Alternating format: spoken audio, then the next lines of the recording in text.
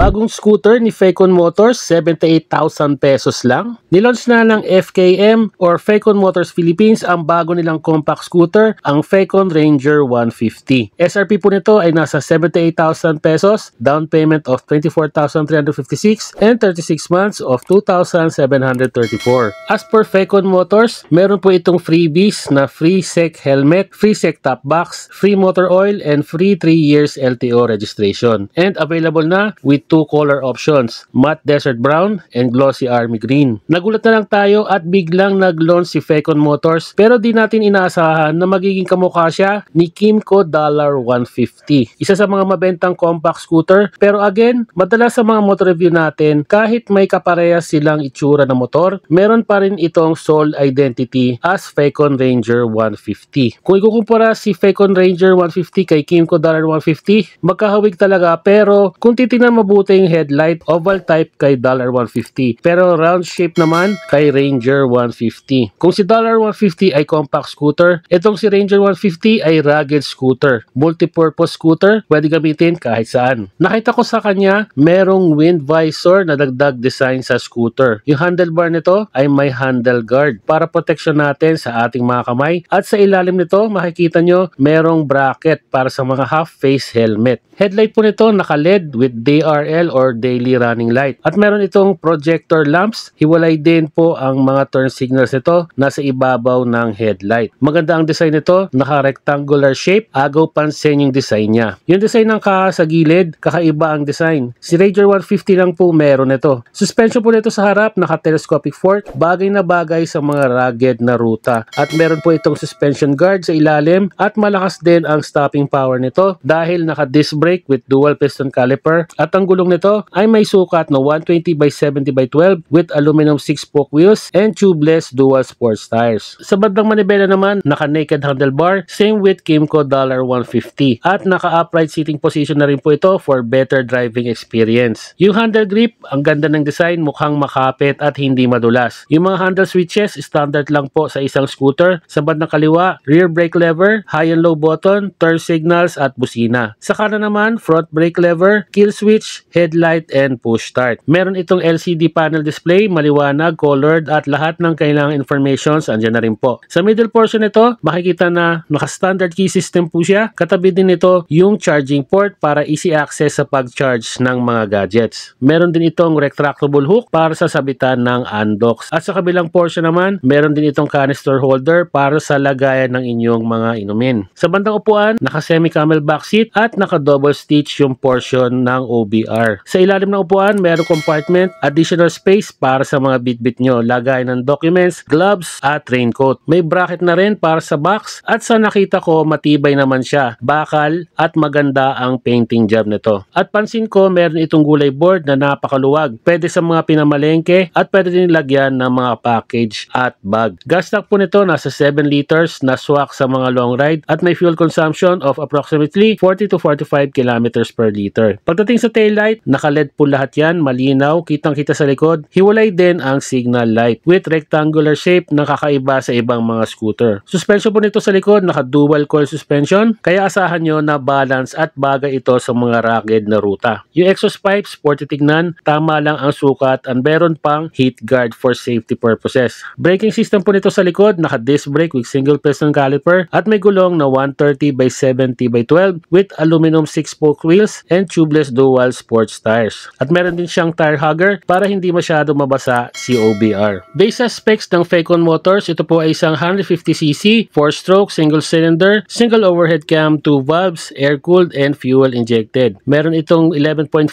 horsepower and 12.2 Nm of torque. Yung weight ng scooter, 122 kilograms lang. User-friendly po ito sa lahat ng riders natin. Madali lang i-drive at i-maneuver. Seat height po nito, nasa 750mm at ground clearance of 140mm. Para sa ating overview, kahit merong kamukhang motor ang isang bagong launch na scooter, meron pa rin siyang distinct features at design. Totoo nga na dikitan lang talaga ang laban pagdating sa mga bagong scooter ngayong 2025. Ang daming magagandang design, magagandang specs and features pero iisa lang talaga ang pipiliin nyo, ang swak sa inyong riding style.